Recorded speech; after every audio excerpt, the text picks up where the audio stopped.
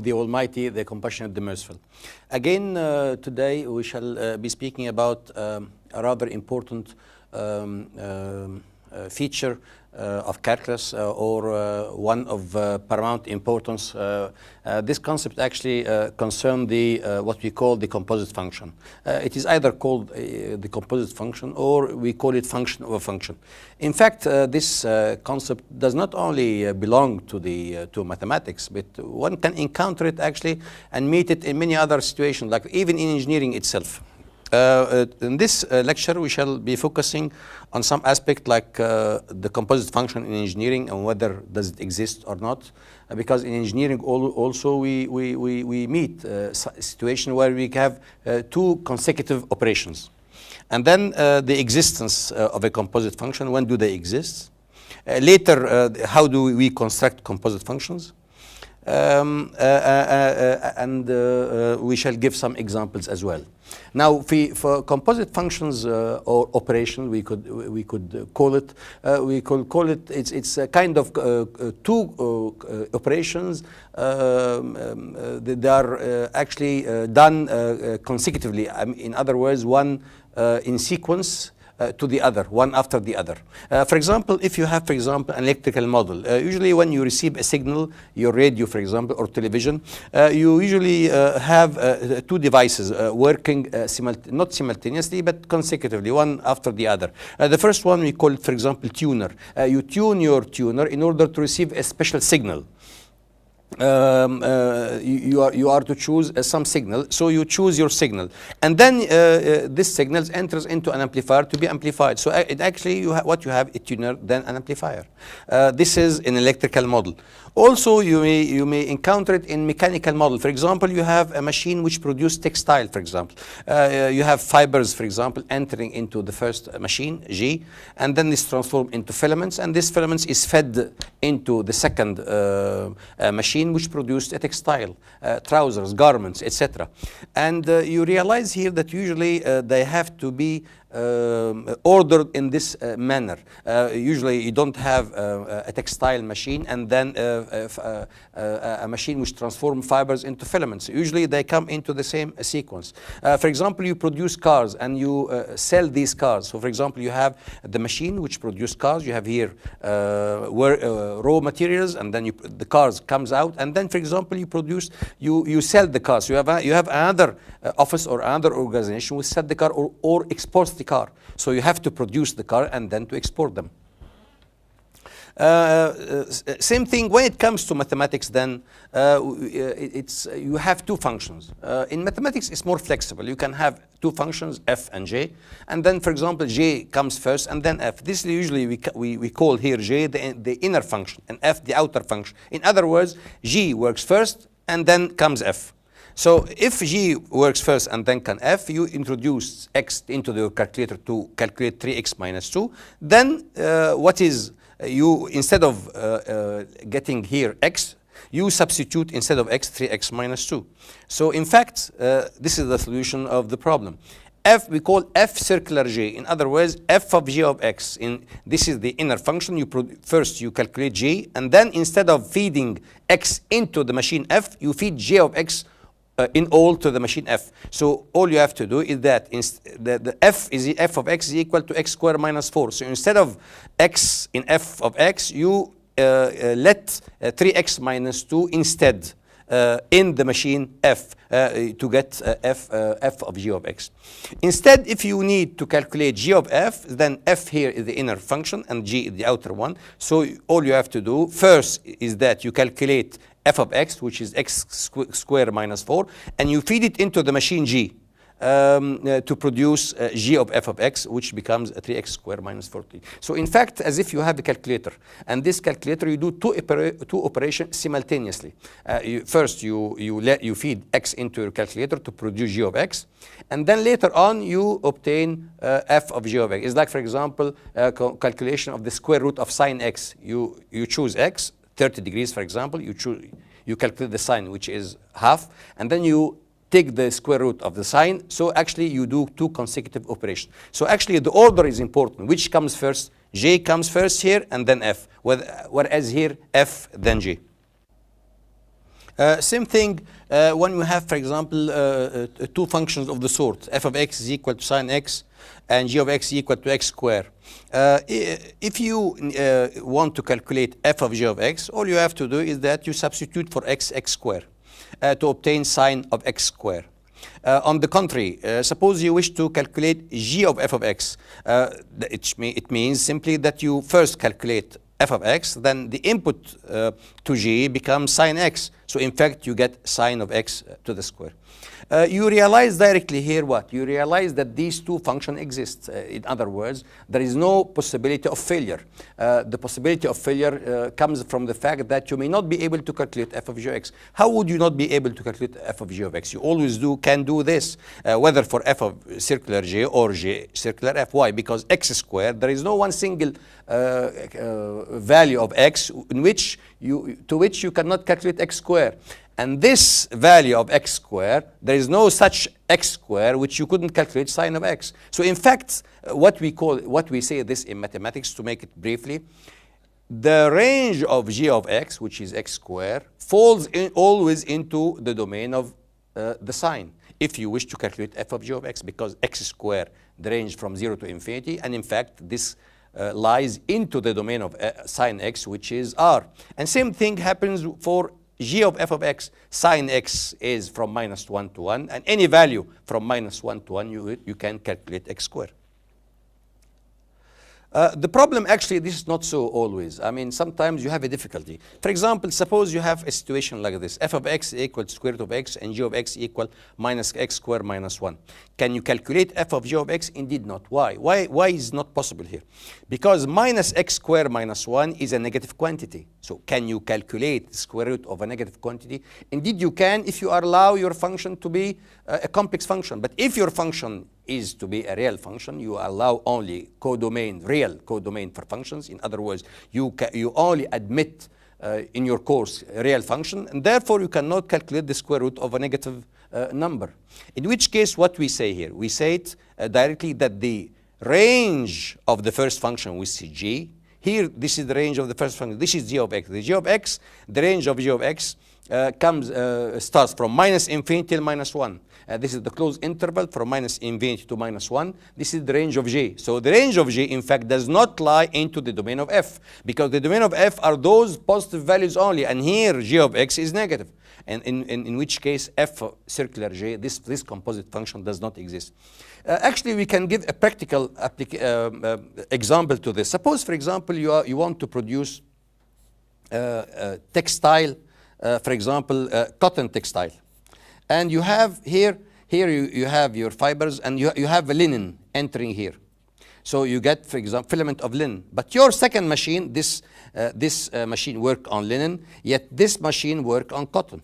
So what you do, you get nothing here, because your machine, your cotton machine, does not accept your linen filament. So this is exactly what happened. So what we say, that the range of j does not intersect with the domain of f. This is j and this is f.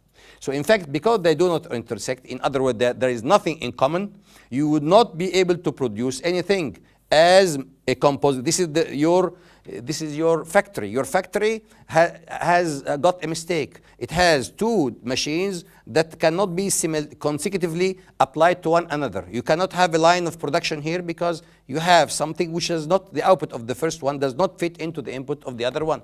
So if you wish to exemplify this, clarify this, we say this is the domain of j. J comes first, and this is the range of j. And we see directly that the domain of f does not intersect with the range of j. There is nothing in common, and this is why, although f works separately and g also works separately, but there is nothing, because there is nothing in common, and this is why you cannot produce, you cannot have, or you cannot construct a composite function between f and j. Sometimes you may not be able to produce f circular j, but you may be able to produce g circular f. But this is the case. So in actually the previous example, it's actually can be clarified in this way. There is nothing in common between the two. Same thing, suppose you have, this is an interesting example. Suppose g of x is equal to minus x squared, and f of x is equal to square root of x. And now this is the range of j, and this is the domain of f. And actually, they have only one single point in common.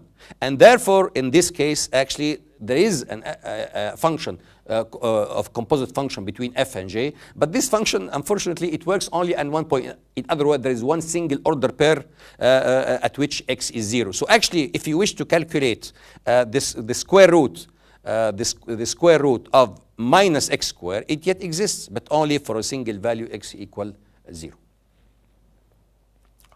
Now, in some situations, or in most of the situations, in fact, or the simple situation, in which we find that the domain of the range of the first function is included into the domain of the other function. It's like, for example, you have a machine, and this time you have, for example, a machine which is works on linen, and the other one, which produces the textile, admits linen, can accept linen and cotton. So actually, what you produce here actually is linen textile. Why? Because what enters here is linen. So in fact, as a factory, this works. But of course, it takes a fool to buy a machine which works on linen, and another machine which is more, it would be more expensive because it admits both kind of filaments, linen and cotton. So there is no point of buying such a machine. You can you can only be restricted to a linen machine because this is your line of production. So in fact, although you have linen here and this one can admit both, you produce linen. Why? Because the range of the first function j lies into the domain, completely into the domain of the other function. And this is exactly what happens here. X to the power 2 over 3, this is a function which is always positive. And because square root of x can accept positive values, and therefore the domain of f circular j is R. The domain of G is R, yet the domain of f is the value, the closed interval from 0 to infinity. But because the range of this value is positive, so this is can be calculated, and the domain of the composition is what is the domain of the first function. And this is exactly what we can have here. Here you have the domain of J. And here is the range of J. We see directly that the range of J lies, or the image set of J, lies completely into the domain of F. So actually F circular J exists. And the domain of the composition is what? Is the domain of the function J. Because actually J functions first. Since J functions first, and then the output of J can be accepted, or can be fed into F, so the domain actually is that of J. This is the domain of the composition. And therefore F circular J exists. In some situation, in fact, this is an intricate situation. This is the most difficult one. Here, it's a difficult situation. Why? Because g of x, the function g, has as range the closed interval from minus infinity till 1. But the problem comes with f. So actually there is no one single point x at which value x at which 1 minus x squared cannot be calculated. And this is why we say that the domain of J is R. In other words, you can always calculate J. But the problem comes from f. It is f which is the problem. In other words, what comes here, not everything which comes out from J can be accepted from f, because J can have negative values and positive values. So only those positive values of J which are accepted into f. In other words, f functions only on those positive values of J. So we have to watch out for those positive values of J. The positive values of J of x only are in the interval from minus 1 to 1. So actually the domain of the composition is from minus 1 to 1. This is the domain. So actually what we do is that this is the domain of the composition. It's part of the range of J only which is accepted. So this part of the domain of the range of J corresponds to a domain of J which is only the one that is accepted only. It's like, for example, you give it an example here. Suppose you have a machine, first machine, which works on linen and cotton. But the second machine accepts cotton only.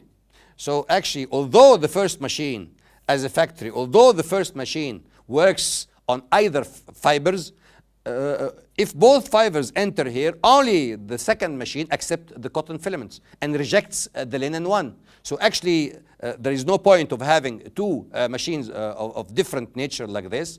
Either both are linen or both are cotton. So actually, what about the factory itself as a whole? What is the domain of this function? In other words, when somebody asks you what does this factory produce, you say it produces cotton. So actually, when you feed here, there is no point of feeding linen. So the domain is what? The domain is cotton, because this is actually what you accept as from the first machine, and you reject what is produced. So only part of what is acted upon in the first machine that you accept in the second machine.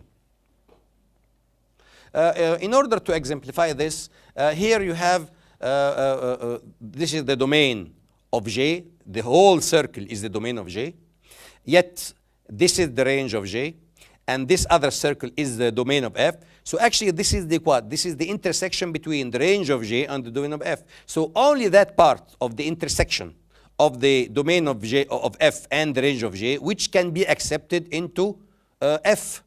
Why? Because F accepts all this, and J produce all this. So actually, what is only in between, what is common to both, is accepted. And this part, which is the intersection between the range of J and the domain of F, we have to find a corresponding value of G of X, to which G of X gives this set here, this value of X in this set. So actually, it's only a part of the domain of J which you are interested in, exactly like in our factory, where our factory accept this is all cotton and linen, and you only are interested in the first part only, in order that when it is produced, can not only lie in the range of J, but be accepted in the domain of F. And actually, this part only is the domain of the composition. So you have now here a domain which is part of the domain of J, and this part only is the part which, when is produced, can be accepted from the other machine F. So in this case, actually, F circular J exists. So this is now the what we call the condition. So we reach this a necessary and sufficient condition that F circular J exists is that the range of J must intersect with the domain of F. This may work and this may not work. Of course, this may not work at the beginning, from the very beginning. But suppose it works, it's not enough. It has to intersect with the domain of F, because F has to accept the output from J. So if the intersection is non-empty, then we are sure that the composition exists. So the composition does exist if the first machine produced something which is accepted from the second machine. So now, how we would construct the composition, the composite function F circular J. First, you have to calculate the range of J and the domain of F. This is the first thing. Next, we have to check that the intersection is non-empty. Once you do that, you can calculate F of G of X. Every student can calculate F of G of X. All you have to do is that instead of X in F, you substitute G of X. Once you do that, you have to check that now. If the range of J lies completely in the domain of F, then everything which is produced by J is accepted from F. And therefore, the domain of the composition is the domain of J. But suppose the intersection lies in a partial subset of R of J, only a small part of R of J. So what you do is that you have to find a subset of the domain of J which has been mapped onto this, intersection. In other words, once you calculate this intersection, which is what is produced from J and what is accepted from F, what is in between does not come from the whole of the domain of J, but in fact comes from a little piece from the domain of J, and this little piece is in fact what we have as the domain of the composition. So let's take some examples. Obtain the composition of between G of F as F outside and G inside. In other words, obtain G of F of X. Now, G of F of X, what we can do? First of all, we search the range of F. The range of F is what? Is all values of X bigger or greater or equal to 0. What is the domain of J? Domain of J is the value of X less than or equal to 0. You get this, what below the square root greater than 0, so you get X less than or equal to 1. So what is the intersection? The intersection is X is greater than or equal to 0 and less than or equal to 1.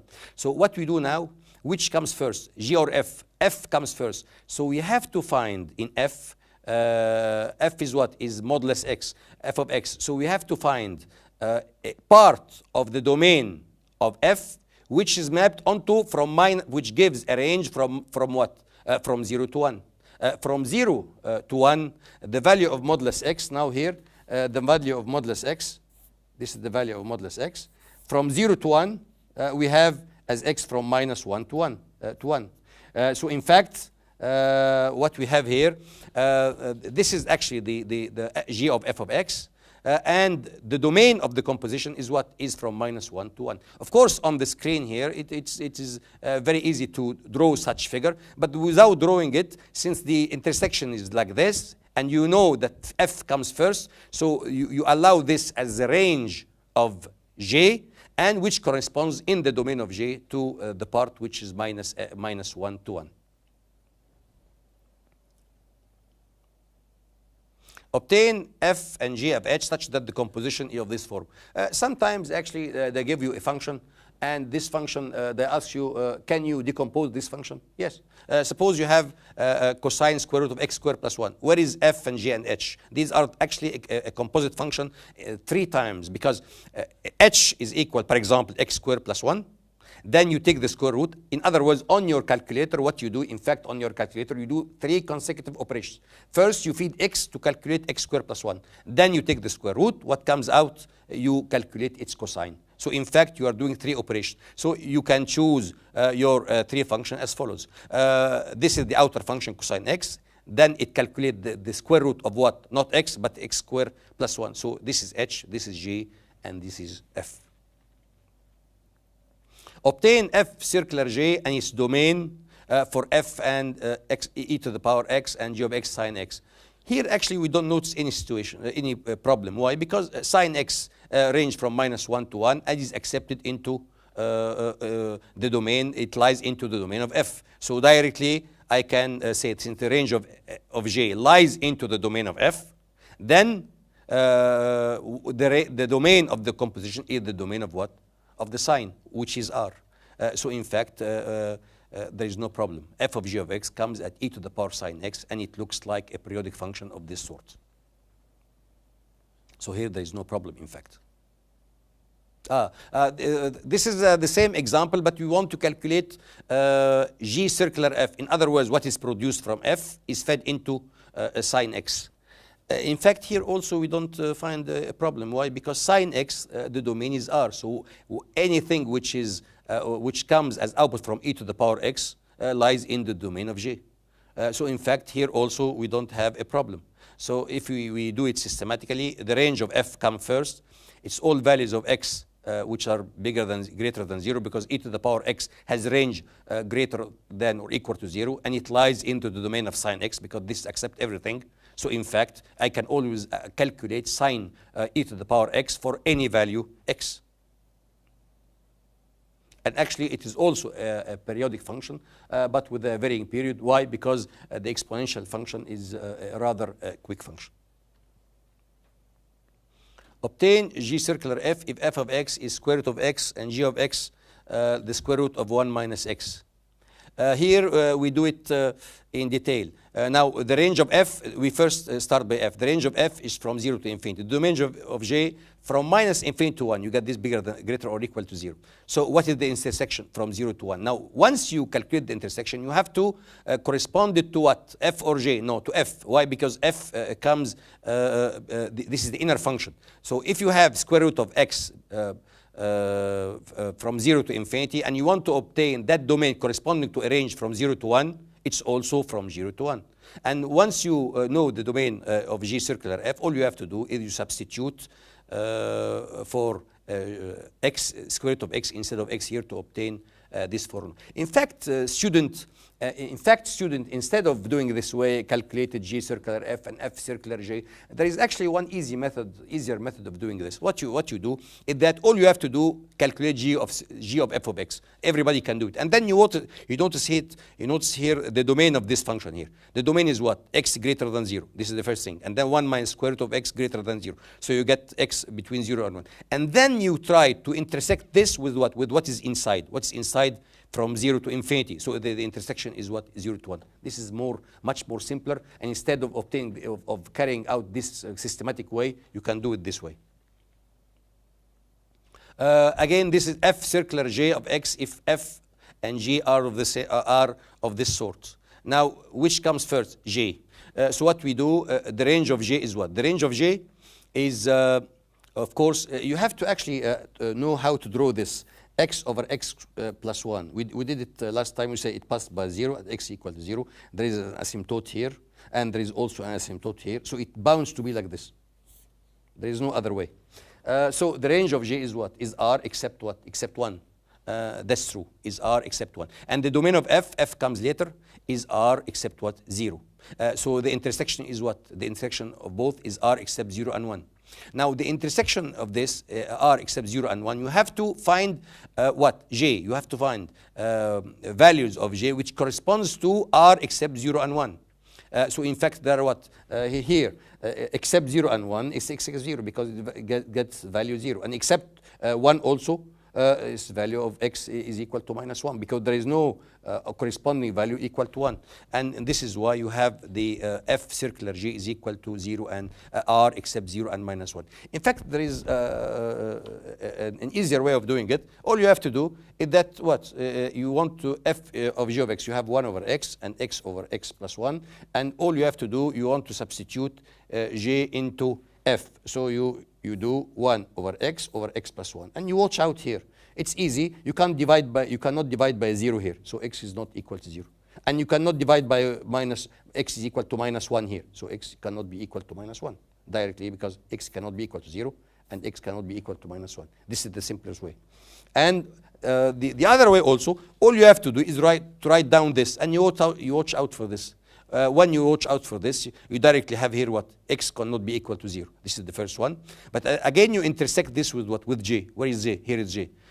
X cannot be equal to minus 1, and you directly obtain the domain of definition of f circular j. Again, obtain g circular f. Same thing. We are not going to pass our time doing this. Here, I want what? I have one here, 1 over x and x over x plus 1. And I want what? G circular f. And this is f, and this is g. So g circular f, all you have to do, substitute instead of x, 1 over x, divided by 1 over x plus 1. Again, here what you have, you cannot have x equal to 0. And here you cannot have this all equal to 0. In other words, 1 plus x not equal to 0. So x is not equal to minus 1. And again, either you can do it this way, or you better do it in which other way. All you have to do is write down, like every student can do it. You calculate g of f of x, and then you watch out the intersection of this, what you obtain here, with f, and you directly calculate g circular f. So actually, now you have two options. Either the long way of doing it, this is the range of j, and this is the domain of f, and j comes first, then f, this is f, and you have to watch out for the intersection. In other words, you have to calculate range of j and the domain of f, and to intersect both to obtain something, and then you have to make sure, of course, that there is some intersection in order to that the function f circular j exists. And when you do that, you have to go back again to the domain of j and choose that part here which corresponds to this part here, because as a matter of fact, range of j, all the range of j does not correspond only to this part, but it does correspond to whole of the domain of j. This is the whole of the domain of j, and you only choose that part of the domain of j which corresponds to the intersection. This is the long way of doing it, but actually students do it in an easier way. You know, students can sometimes arrive to results which are faster. What do? All they have to do is they write f circular j. In other words, write f of j of x. In other words, they do algebra. They, instead of x in f, they feed g of x, and they calculate it. Once they calculate this, they try from this to calculate the domain. Of course, this is not the domain of f circular j, but in other words, it's some domain. They calculate this, and then they intersect it with what? With the domain of j. With the domain, they intersected with the domain of j.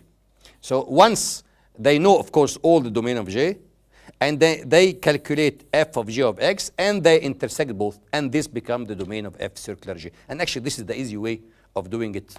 Let's apply it here now. Suppose you have you want to calculate f of g of x if f is equal to square root of x and g of x squared minus 1.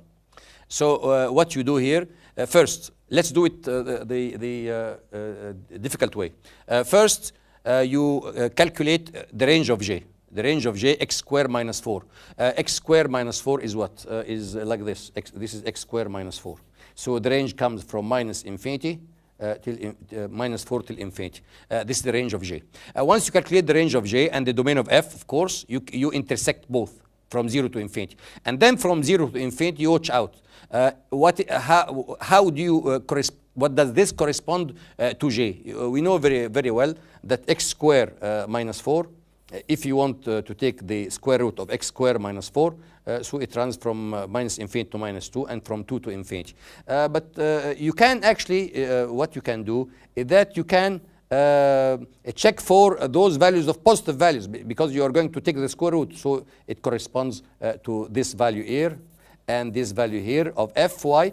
Because actually the square root of x squared minus 4 is in other words, you only try to calculate the positive value of x squared minus 4. So actually the positive part of x squared minus 4 comes from minus infinity till minus 2 and from 2 till infinity. So this is actually the difficult way of doing it. But there is one easiest way of doing it, which is all you have to do. You don't do anything except some algebra. Since you want to calculate the domain of f circular J, first of all you calculate f of g of x. In other words, you replace x here by x squared minus 4, and then you watch out here. What is the domain of this function? You have a square root. Therefore, you must have x squared minus 4 greater or equal to 0, which gives what? Which gives the set from minus infinity to minus 2, union from 2 to infinity. And then this is not finished yet. You take this and you intersect it with J. J, the domain is R. Therefore, the domain of the composition is the same as the domain as what you have obtained previously here. And this is actually the easy way of doing it. The easiest way of doing it is that you calculate f of g of x simply, and then you study it. Once you study it, then you intersect it with J, and you get directly the domain of f circular J. Suppose, for example, they ask you, there are here a nice example. They give you f and j, and they ask you, for example, to show that this curve here is a circle, and they want to locate the center and the radius. So all you have to do is that you calculate g of f of x. So you insert 2 plus x, substitute it instead of x here to obtain g of f of x. So g of f of x, in fact, becomes what? The square root of 1 minus 2 plus x squared to the square. You realize here that you have to have this square root positive. In other words, 2 plus x in modulus must be less than 1. And 2 plus x in modulus must be less than or equal to 1 means that you have to, your circle, if you draw the square root of 1 minus 2 plus x to the square, you have to have this is positive. In other words, modulus x plus 2 is less than 1. In other words, x plus 2 is less than 1 and bigger than minus 1. In other words, x is less than minus 1 and greater than minus 3. So your circle, in fact, it's here, minus 1 and minus 3. And your center is at minus the point minus 2. So here you have to make sure first that this exists. In other words, you have to check that G circular F exists, whatever, irrespective of what you're raising to the power 2 or not. It must exist first. And once you know that y square is equal to this square, you have to square this bracket here to obtain y square is equal to 1 minus 2 plus x to the square. So in fact, if you replace this, you move this to the left-hand side, you get x plus 2 square plus y square is equal to 1. In fact, when you see an equation of this sort, you know directly that it's a circle. Circles are, you know very well that circles always appear in the form x plus a square plus y plus b square is equal to radius square. In other words, the center is at the point minus a and minus b, and the radius is equal to what? To r. So when you see an expression like this, here in this expression, we directly noted that the origin is what? The center, the center of the circle is what? The point -2. Here there is nothing with B, so it is 0. So it's -2 and 0, and radius is equal to 1. So exactly like we have drawn it before. We said here before, this your circle must look like this. It has a radius equal to 2, and it has a radius equal to 1. Yes, here this is 1. It has and the origin lies at the point -2 and 0, and this is your circle. With this, in fact, we come to the end of our lesson. As you see, although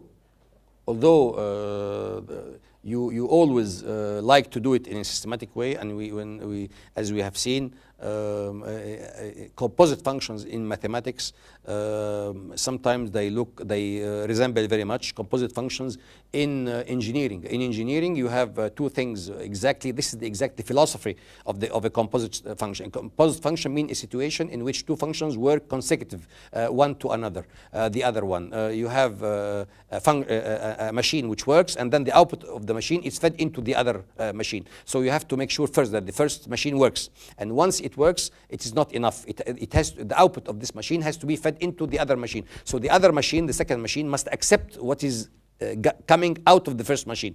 So in fact, this is the way it works, whether in engineering, in economics, or even if you produce cars and you want to export cars, in anything which have two operations working consecutive to one another, you have to make sure that both work. So in mathematics, we say that the output of the first machine, the range of the first machine, must lie into or at least intersect with the domain of the second machine. If this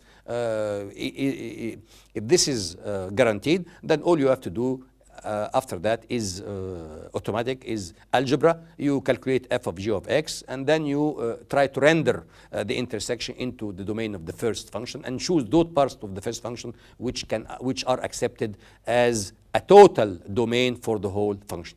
In fact, actually, we give some demonstration of some examples, and we saw that there is a simple way of obtaining the domain of the composition. You don't have to systematize your steps. All you have to do is that you calculate f of g of x, and once you calculate f of g of x, you calculate the domain, and you intersect it with what is inside what we call the inner function and the outer function. The inner function has to work, then the outer function. So when you calculate f of g of x, supposedly this is outer function, you calculate the domain of what you have obtained, no matter what does it mean, and then you intersect it with the inner domain of the inner function, and this is how the students work out, and this is completely correct, and this is the easiest way of doing it. Finally, we come to the end of our lecture, and I wish to thank you for your attention, and I wish to remind you again that either this lecture or all the lectures which have preceded it, or our future lectures are to be uploaded to the site of MedNetU, organized by the Consortium Tuno in Distance Learning. Hopefully that is going to serve our project of a Euro-Mediterranean, the construction of an online degree in engineering. And until we meet again, I thank you very much.